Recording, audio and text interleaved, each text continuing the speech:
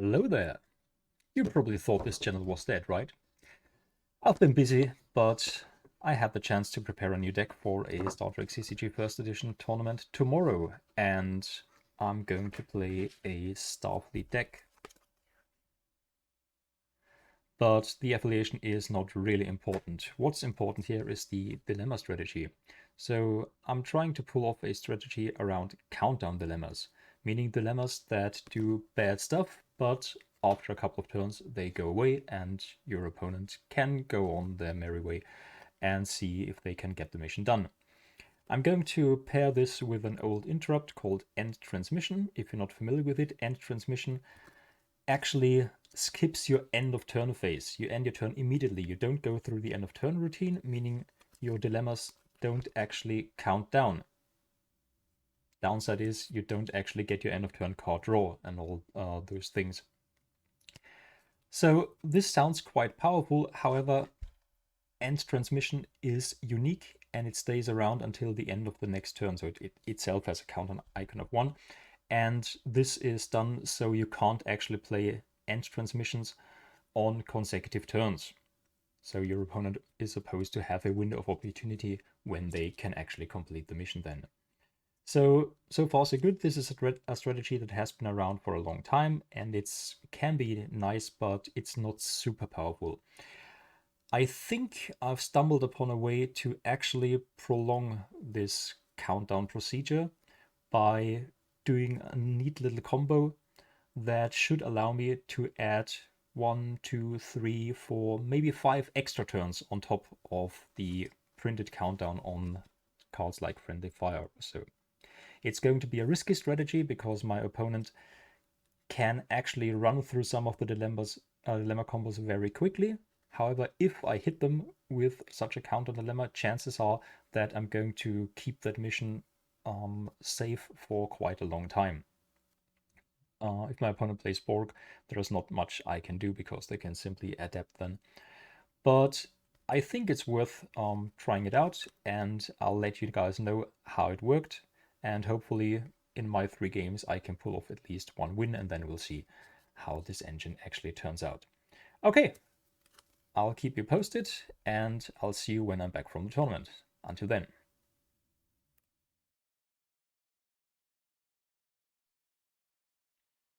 And I'm back.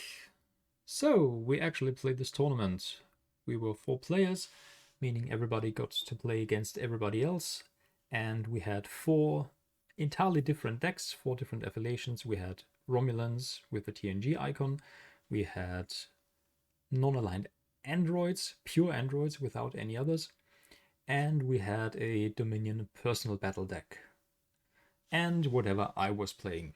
So, how did my strategy work out? It worked pretty well, actually. So I managed to win all my games, though they were relatively close. And 2 of the games could have gone either way. And in one of them, I think the dilemma strategy that I hinted at worked really perfectly.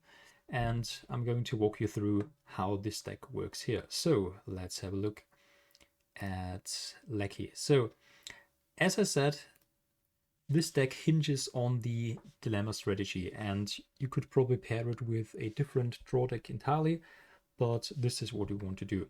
The general idea is that we want to make our opponent run into a dilemma that prevents him from doing additional mission attempts there. So the most obvious candidate here is Friendly Fire. They need 2 leadership and 2 security, otherwise 1 personnel is killed. That's not a big deal, but they won't be able to attempt that mission until the countdown has expired. So this is a 2-turn countdown here.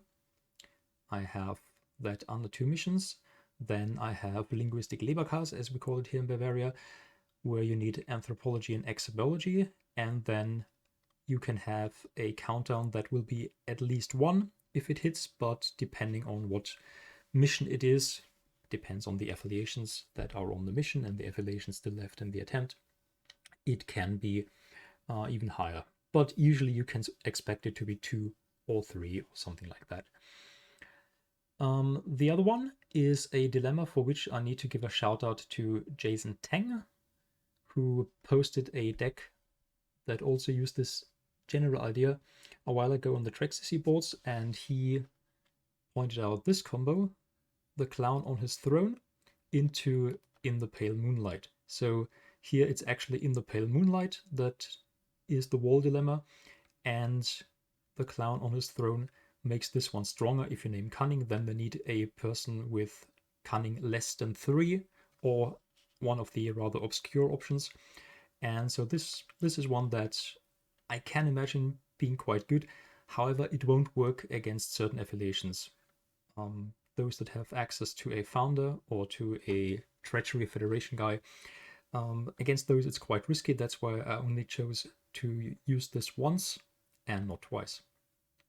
And the other counter dilemma here is tricyanide poisoning. This one is interesting because it forces you to bring the mission requirements of a different mission, actually. And if you don't have them, it's just a stop. But for the duration of the countdown, this mission will be worth 0 points. So opponent could still complete the mission if that's really what they want to do, if they just want to grab an artifact, but they won't get those points. So mostly 2 countdowns here. By the way, the 6th mission will usually locked by a dead end. And then we have various dilemmas that set these up. For example, we could run personal duty to filter out all the leadership but 1 into friendly fire. That's another staple. And then here I had a couple of sometimes obscure filters like Archaic Ritual that nobody ever plays and is therefore quite unpredictable. And I just want my opponent to run into all these countdown dilemmas.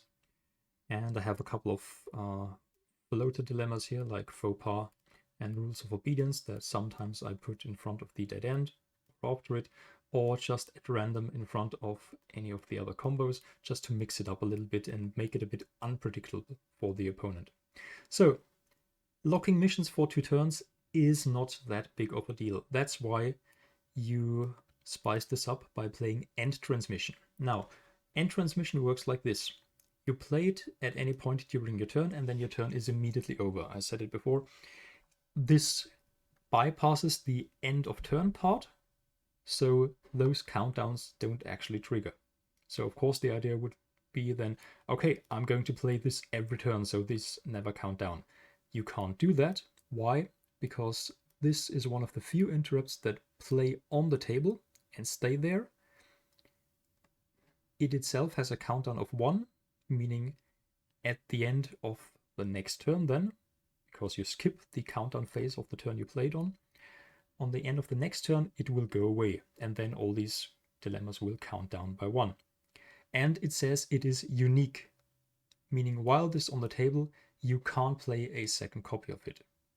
Otherwise, it would be too hard to play around. Now, the thing that I have found in order to turn this into a longer lockout is to seed 1 or more copies of Amanda Rogers' Protector. Now, Amanda Rogers' Protector is a hidden agenda that can be used to nullify an interrupt. And clearly, it was designed to nullify opponents' interrupts. But it doesn't say that on the card. You can also use it to nullify your own interrupt.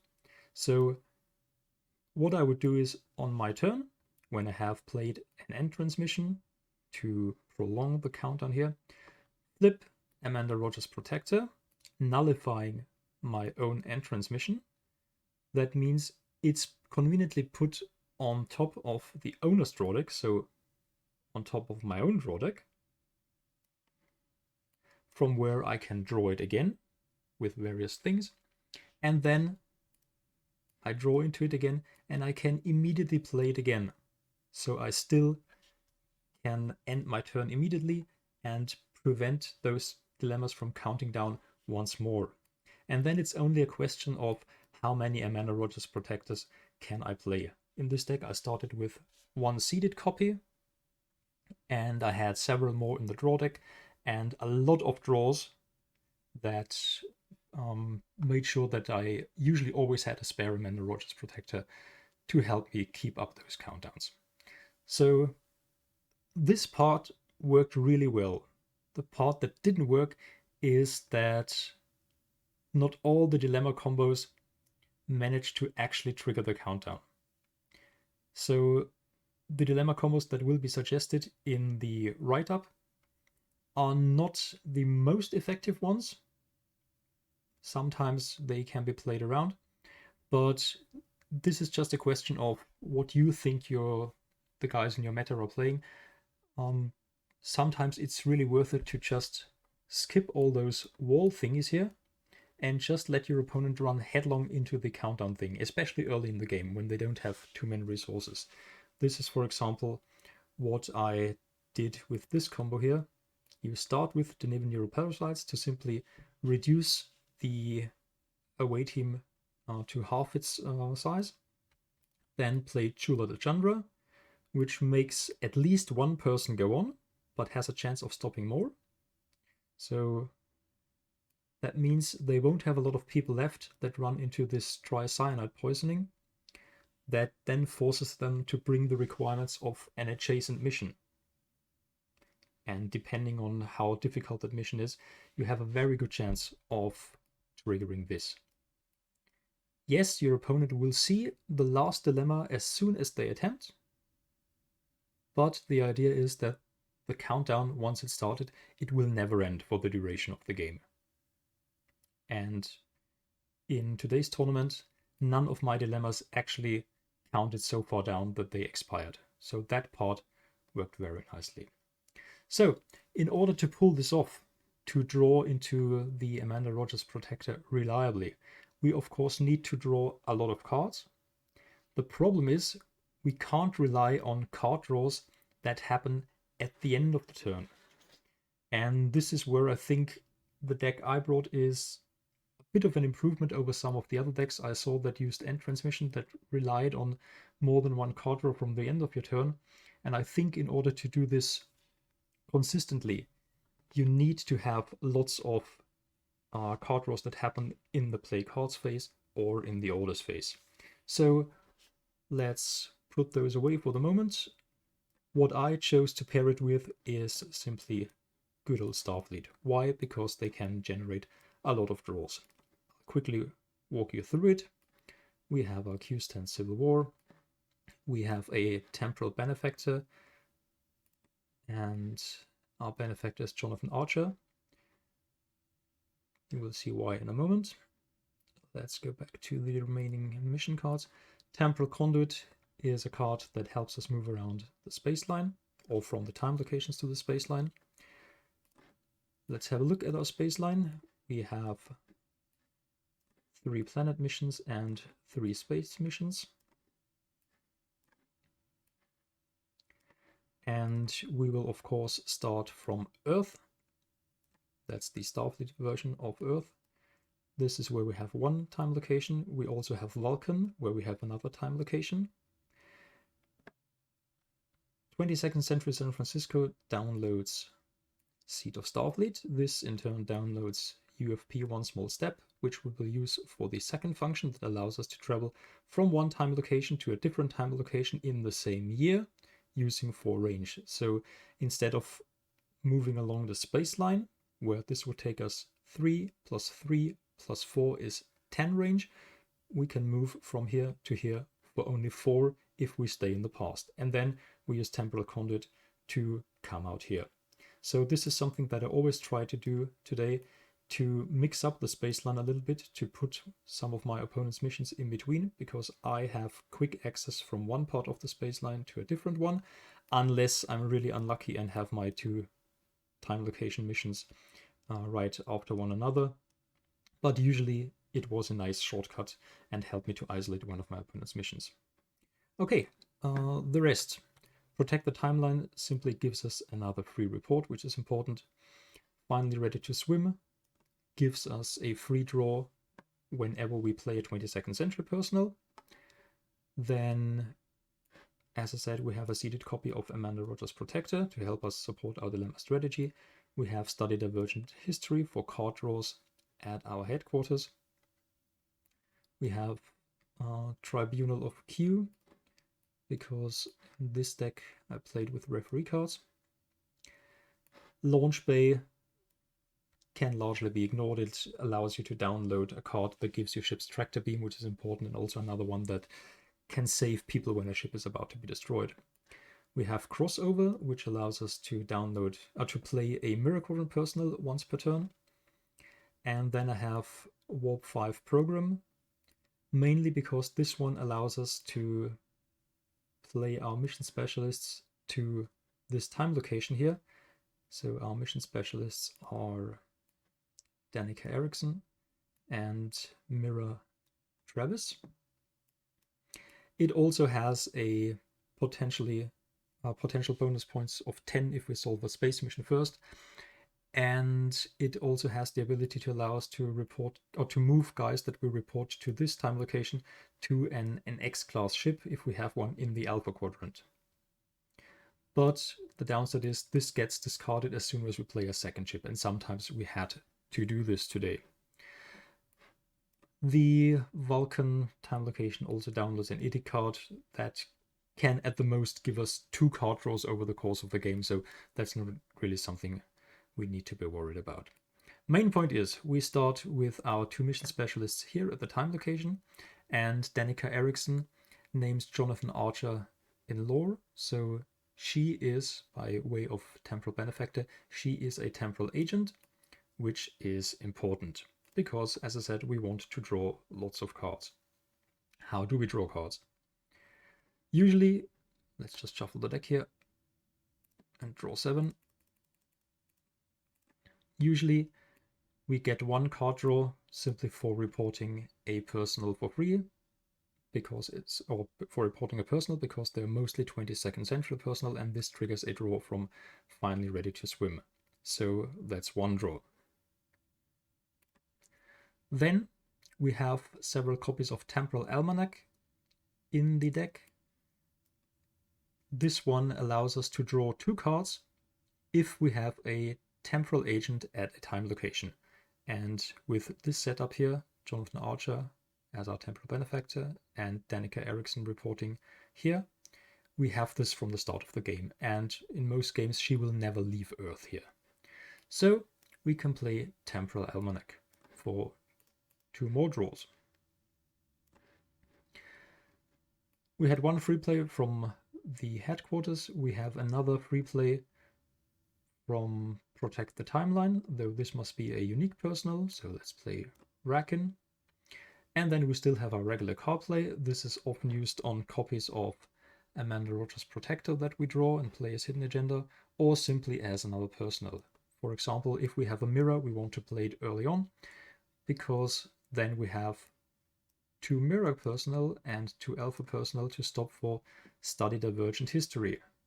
There it is, in our orders phase to draw 2 more turns. Temporal Almanac, the one we had, can also be downloaded. Temporal Benefactor has the text of, that's in the bottom part here, once each turn you may place a 22nd century personal from hand beneath draw deck to download to hand a card with temporal agent in game text or lore, so this one would qualify. So even if you don't have one, you can simply pitch a personal from hand to just put it in your deck, and then you can have a Temporal Almanac, meaning you draw 2 for this, 2 for Study Divergent History ideally, 1 for Protect Timeline, meaning you get to see 5 new cards every turn. So you have a very good cycling speed through your deck, and you find the cards that you need. And you want 1 entrance mission. In this case, we're 2 in our starting hand, or drawn relatively early. And once we have played one of those, we can then try and see if we find Amanda Rogers Protector. In this case, as you can see, it takes several turns to find the next one. If we have such a long spell without one, that's why we have Tribunal of Q. We can always get from the Q the Ref deck the Obelisk of Massacre. There it is, to get from our Q's Tent Massacre transformations, to exchange our hand and draw new cards. So if we have a hand that we are unhappy with, let's say 10 cards, we put them on the bottom of our deck, and then we draw that same number, and then we should hopefully find something. As you can see, this time it takes a very long time until we find an Amanda Rogers Protector. That's why I have decided to seed one copy. You could even seed more copies, but it worked fine the way it turned out today. So there's one about exactly halfway through the deck. There are 70 cards in the deck, but this time apparently, let's draw another one, only one card was in the first 33 that we have drawn. So the remaining deck should contain 5 more copies. 1, 2, 3, 4. Maybe I've missed one at some point. So I never had a problem today having an extra Amanda Rogers in play.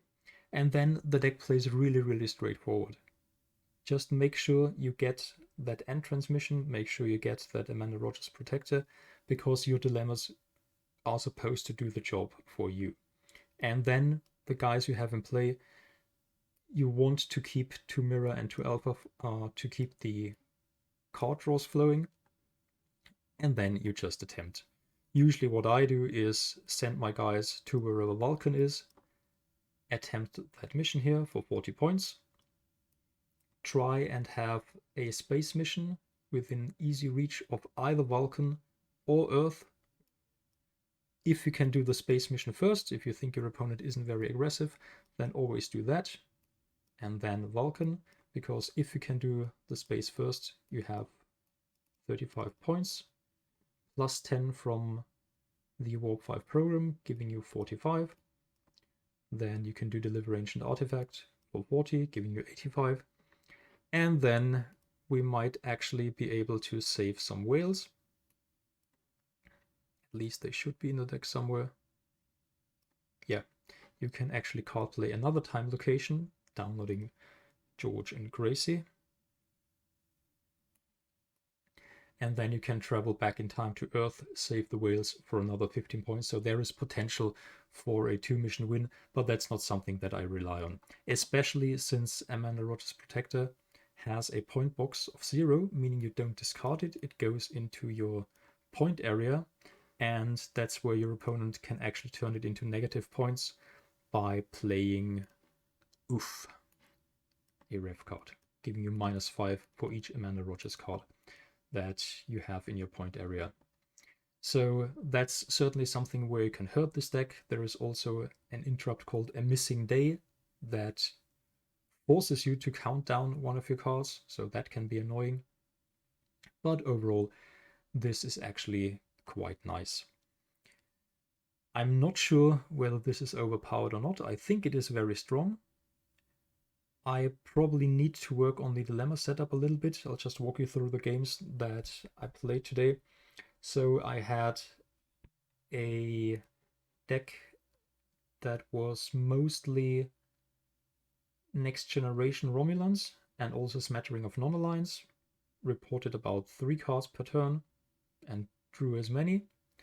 And in this case, I managed to trigger countdowns at the 2 missions that they managed to attempt over the course of the game, and they were all at countdowns of 2 and 1, with me still having spares in hand to extend it for even more turns. My opponent did the correct thing. With the missions locked, they tried and shoot down my ships with nothing else to do. If they can't attempt any other missions, they did the sensible thing and attacked my ships, trying to kill a couple of personnel here and there. So that was certainly the way to go, and that's also a way to play against this deck. In the second game, I played against non-aligned androids, and here it really paid off that I mixed up the space line and had my dead end at one of the 2 missions that my opponent could easily reach. They managed to complete the one right next to the dead end mission and actually got enough points from the first mission to go through the dead end, so that was a really, really close shave. But in the end, the end transmission was actually the game-winning play here, because my opponent had a whale probe, and with end transmission I was able to end my turn while the whale probe was at the mission my opponent needed to complete. So that was actually a pretty nice unexpected way to use end transmission there. And in the last game I played against the Dominion personal battle deck that did a good job at killing a lot of my guys. Good thing was I had already completed a mission first, so I felt relatively comfortable there. I had one mission in the bag, I was ahead in points, and I was fairly sure that with the resources my opponent was expending by hunting me and killing my guys, that they would probably have a difficult time getting through missions. It was very close because I misseeded a planet dilemma at a space mission, but still, even without that one card, the setup was fine and the countdown dilemma was actually triggered. So that part worked nicely. All right, I don't think I have more time or more interesting stuff to say about this deck. I'm going to put the write-up with the deck in a couple of days. Until then, I hope you enjoyed this episode of Thursday Night Deck Building, coming a few days or actually a few weeks late. I won't be able to do these episodes probably until the end of May or something like that, so don't expect too much content, but every now and then I'm going to put something out. All right, thanks very much for watching. Let me know what you think about this deck strategy or dilemma strategy. Do you think this is cheesy? Do you think this is a negative play experience? Or did you like it? I appreciate any feedback, any and all. Thanks very much for watching. Expand your power in the universe. Bye bye, everyone.